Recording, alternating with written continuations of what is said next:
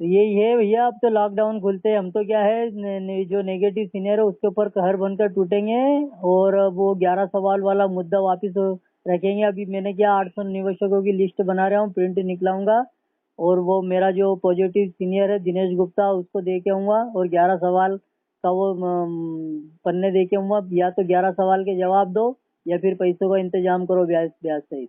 आज सीनियर चुपचाप बैठा है, फोन नहीं उठा रहा है, बात करते हैं तो फोन नहीं उठाता है, ब्लैक लिस्ट में फोन ना।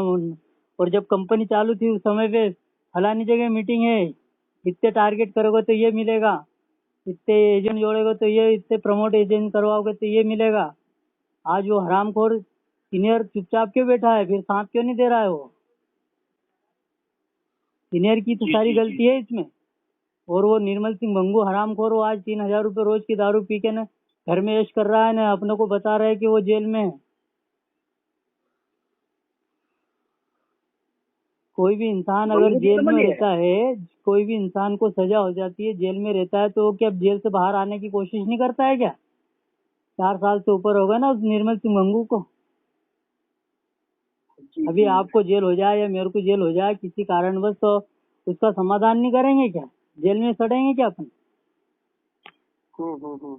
फिर 5,15,01,036 निवेशकों का बकाया मूलधन 57,000 करोड़ है, वो कहाँ सेबी को दिया इन्होंने? फिर 11,706 करोड़ की संपत्तियां क्यों कुल बताई वहाँ पे पीएसएल मैनेजमेंट ने? बैन लगने के 11 दिन पहले 11 अगस्त 2014 को। जी फिर सीनियर ने कहा बताया सारी सच्चाई? उस समय पे भी संगठन बना के उलझाते रहे ये अपनों को। नहीं सर, एक बात बताओ आप। बोलो। जब 11,000 करोड़ की इसके पास प्रॉपर्टी थी, तो फिर सुप्रीम कोर्ट ने क्यों आर्डर दिया सेबी को कि आप इन प्रॉपर्टी बेच के पैसे इकट्ठे कर लो, पैसे वापस कर दो? 2 करोड़ की रिश्वत दे दी ना वहाँ तो जजों को। उनको क्या मतलब है? मरेगी जनता एजेंट। जी। हाँ, उसको क्या है, भ्रष्टाचार का जमाना है आजकल, पैसे वाले का बोलबाला रहता है। आज वो निर्मल सिंह भंगू ऐश कर रहा है, सुब्रत भ्रष्टाचार ऐश कर रहा है, त्रिलोचन ऐश कर रहा है, वो जेल में रह के 5 स्टार जैसा उनको सारी सुविधाएं दे रखी है। सेबी को सहारा ने भी बैन किया था, ऊपर सहारा को 15% इंटरेस्ट ब्याज मिला है हर निवेशक को, और ऑनलाइन वगैरह सुविधा नहीं कर रहे, बाय हैंड कागज मंगवाए थे इन्होंने, तो पैन कार्ड का लफड़ा भर दिया। कौन से मतलब कानून में लिखा है कि अगर जिनके 2-2, 4-4, 5-5 हजार, 50,000 से नीचे वाले हैं उनका पैन कार्ड लगेगा? ग्रामीण इलाके में बेचारे गरीब मजदूर किसान रहते हैं, उनके भी पैन कार्ड बनवा दिए इन हरामखोरों ने सेबी के वहाँ पे। और सारा निर्मल सिंह भंगू का रचा हुआ खेल है ये। सेबी तो एक कठपुतली की तरह है। नहीं मतलब जो सेबी जो काम कर रही है वो अनुसार काम कर रही है, सीनियर अनुसार काम कर रही है, कोर्ट में सेबी ना तो सेबी है ना कोर्ट है, सब निर्मल सिंह भंगू का रचा हुआ खेल है। सेबी अगर रहती और कोर्ट रहता, सुप्रीम कोर्ट रहता, तो जब कैटेगरी 5 कैटेगरी में बनाया था, 1 रुपए से 1,500 रुपए, 1,500 रुपए से 2,500, 2,500 से 5,000, 5,000 से 7,500। तो ये जब पेमेंट अब 7,500 का क्यों डाला, 7,500 वाला क्यों नहीं डाला? फिर कैटेगरी कहाँ चली गई? सब बनाया हुआ खेल है हरामखोरों का इनका। ये सबके सब लुटने पे तुले हुए हैं। और ये अब क्या है कि अभी लॉकडाउन खुल जाए उसके बाद में अब सीनियर ठुकेंगे, उसके बाद ही पेमेंट चालू होगा। और उधर से पेमेंट चालू हो नहीं हो, लेकिन जो सीनियर को ठोकेंगे उनका तो पेमेंट बने वो सीनियर उसकी जेब से दे।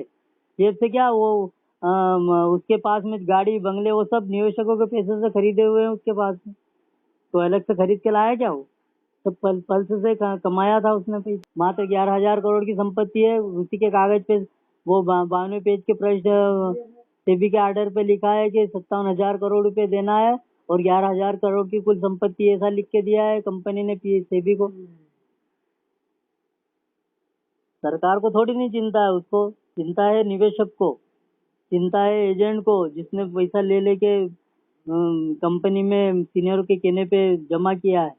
लिस्ट बना ली मैंने, सब सारी प्रिंट करवाना है। और आप तो बहुत लंबे टाइम से काम कर रहे हैं। 2002 से काम करता हूँ, 2002 से काम करता था इसमें। 2-2 3-3 बार मैच्योरिटी भी दे दी मैंने लोगों को, तभी तो इतनी संख्या बढ़ी मेरी ग्राहकों की।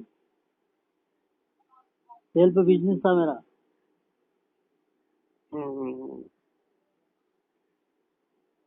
सब रचा रचाया खेल है। अब वो ग्वालियर कांड हुआ था 2011 में, उसके बाद से सारा इनका ही मसला ये चल रहा था। 2012 से इन सीनियरों ने, टॉप सीनियरों ने बोल दिया था कि भैया हम अब काम नहीं करेंगे निर्मल सिंह भंगू से। तो निर्मल सिंह भंगू ने 60% इनको बांट दिया और 40% इन खुद के पास में रखा है। आज 32 लाख एकड़ जमीन है, उसमें 100 करोड़ रुपए रोज की काली कमाई आ रही है। आज तक किसी संगठन ने पूछा कि वो भाई उसकी जो जमीन जायदाद है उसकी कमाई कहाँ जा रही है? वो सेबी के पास में। सेबी के पास में तो मात्र कागज है, कागज। जमीन तो जिनके कब्जे में वो खा रहा है ना। गवर्नमेंट ही नहीं पूछती है। क्यों नहीं पूछती है? क्या मतलब? उसकी जेब गरम कर दी सीनियरों ने, नेगेटिव सीनियरों ने। मर रहा आज एजेंट। हाँ, और गवर्नमेंट के यहाँ पूरी संपत्ति होती तो गवर्नमेंट कभी का पैसा दे देती। लेकिन वो भी क्या है, उनने भी इसमें भी खेल रचा लिया और कुछ भी नहीं है साहब। सब निर्मल सिंह भंगू का बनाया खेल है। उन्होंने उसी के ऊपर FIR करवा ली दिल्ली में। दिल्ली से फिर भटिंडा जेल में FIR करवा दी उसी के ऊपर।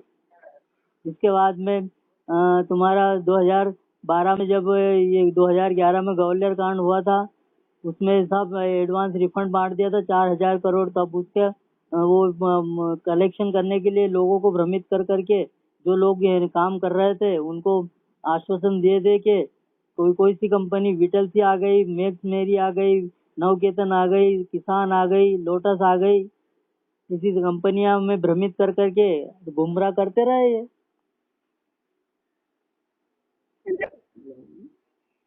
अब सब 100 बात की एक ही बात है। अब तो क्या है, जिसने जोड़ा है उसी को पकड़ो और ठोको, बस यही सबसे बड़ा समाधान है।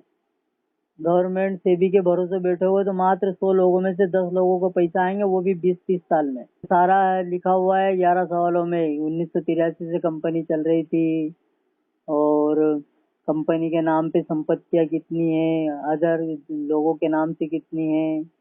जब कहा गया था कि भाई PSL का रियल एस्टेट कंपनी है और ये जमीन खरीदने का आपके जमा पैसों से जमीन खरीदती है, उसको उपजाऊ बना के उसमें से उत्पादन करके आपका पैसा रिटर्न करती है। तो भाई सारी जमीनें अगर कंपनी के नाम पे होती तो आज कंपनी बंद नहीं होती और ना हमारा करियर खराब होता और ना ही हमारे निवेशकों को पैसे उलझते। जो सीनियर है, मेरा सीनियर जैसे दिनेश गुप्ता है, उनका सीनियर ब्रजेश चौहान है, उनका सीनियर वो अपना भवानी सिंह सोलंकी है, उसका सीनियर राम सिंह रजावत है, उनका सीनियर वो TP चन्नी है। तो इनके द्वारा सारी सच्चाई बताना चाहिए ना कि ये मैटर चल रहा है। कहाँ बताया इन्होंने? हरामखोरों ने बोले सेबी चोर है, लोढ़ा कमेटी चोर है, वो पैसा नहीं दे रही है, सुप्रीम कोर्ट चोर है, वो सही साथ न्याय नहीं कर रहा है निवेशकों के साथ में। तो जब वहां पे पर्याप्त संपत्ति नहीं दी है तुमने, तो Lodha committee, SEBI, supreme court कहाँ से निवेशकों का भुगतान करेगा? 100 रुपए देना है ना, मात्र आपने 10 रुपए दिए हैं, तो 100 रुपए कहाँ से दे पाएगा सुप्रीम कोर्ट? 10 रुपए है तो 10 रुपए को धीरे सुस्ते बांटेगा वो तो। किसी को 1 रुपया दे दिया, किसी को 8 आने दे दिए, किसी को 4 पैसे दे दिए, कोई किसी को 5 पैसे दे दिए। ऐसे बांटते बांटते 20 साल निकल जाएंगे। लोगों को लगेगा कि हाँ भाई उसके आ गए तो हमारे भी आएंगे। और 1,22,00,000 लोगों को लिस्ट में डाल रखा है इन्होंने, हरामखोरों ने। अब उसमें से हो सकता है कितने हमारे खातेदार हो। और अभी जो पेमेंट चालू करा था 5,000 7,000 वाला, तो अभी हमारे निवेशक के 2-3 के केवल मोबाइल में संदेश आए, उनके अकाउंट में 1 रुपया नहीं आया। और हमारा जो सीनियर था वो तो बहुत टॉप सीनियर था, सन 90 से जुड़ा हुआ था। BSF की नौकरी छोड़ के ने काम कर रहा था इसमें। उस हरामखोर ने, हमने जब वहां जाने की बात की, उसके यहाँ भोपेला में गुना रहता था, गुना से भाग के वो भोपाल आ गया, भोपाल में रहने लगा। अब उससे हमने बात की कि भाई हम मिलने आएंगे, हमारे निवेशक आएंगे, तो हमें धमकी दे रहा है कि उसके कैंडिडेट दिनेश गुप्ता को बोल रहा हूँ फोन पे कि भाई राधेश्याम तो मेरे को ये ऐसा कह रहा है वैसा कह रहा है, हरामखोर है ब्रजेश चौहान, वो उसने पैसे खाए, उसको मारो तो पैसे देगा। तो बिल्कुल मारेंगे, तेरे कहने पे तो हमने हमारा जीवन बर्बाद कर लिया आज। तू हमारे पास में नहीं आता, यहाँ मीटिंगें लेने 2003 में हमारे गांव में नहीं आता, तो हम कोई कंपनी में थोड़ी नहीं जोड़ते ना, हमें कोई पागल कुत्ते ने थोड़ी निकाला था, तो हम इतने 800 निवेशकों के खाते खोल देते। आज तेरे कहने पे हमने काम किया था, और आज तू हमें ही मारने की धमकी दे रहा है। मैंने तो उसको लिख दिया दिनेश गुप्ता को कि भैया अब कोई नहीं, आर पार की लड़ाई होगी, ब्रजेश चौहान ने पैसे खा लिए 2014 में, केवल 90% पैसा खा लिया और 10% सेबी को यहाँ दिया है। तब सेबी पैसे कहाँ से देगी? अब मेरे 5,000 वाले कैटेगरी वाले जो लोग थे उसमें 100 खातेदारों में तो मात्र 9 लोगों के पैसा है, वो भी आधे अधूरे, जिसके 4600 रुपए थे उसके 3400 रुपए आए हैं। तो सबसे बड़ी गलती सीनियर की है इसमें। सीनियर अगर इतना हमें मीटिंगों में उत्साह नहीं बनाता, वो टीपी चन्नू का देखा हुआ ना वीडियो 2014 का है, वो कैसे बात कर रहा है, वो वहाँ का है गुजरात का, वो अहमदाबाद गुजरात का, कैसी कैसी बातें कर रहा है। विटल सी आ गई है, हमारे द्वारा वो जितने भी फ्लैट बने मल्टिया बनी है वो हमारे द्वारा सेल होगी, हमें उधर से भी कैरियर मिलेगा। मतलब कैसे कैसे लालच दे रहा है वो। अब हरामखोर कौन से बिल में छुपा हुआ है, अब मार्केट में नहीं आ रहा है, निवेशकों का पैसा उलझा के। अब तो कुछ नहीं है, अब तो क्या है, हम तो 11 सवाल को लेके ना सीनियर को घेरेंगे, भैया या तो 11 सवाल के जवाब दे दो या फिर ब्याज सहित पैसे का इंतजाम करो, नहीं तो अब हम तो तुम्हारे घर पे ही कब्जा करेंगे और मेरे निवेशक यहीं रहेंगे तुम्हारे घर पे ही। क्योंकि हमने तुम्हें पैसा ला के दिया है, तुमने किसको दिया है उसको पकड़ो।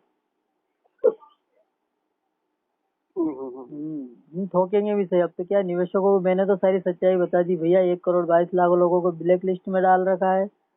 या SEBI Lodha committee supreme court के यहाँ मात्र 11,706 करोड़ 96 लाख की संपत्तियां हैं, जबकि निवेशकों का पैसा देना है 5,15,01,000 निवेशकों का 57,000 करोड़ रुपए के ऊपर।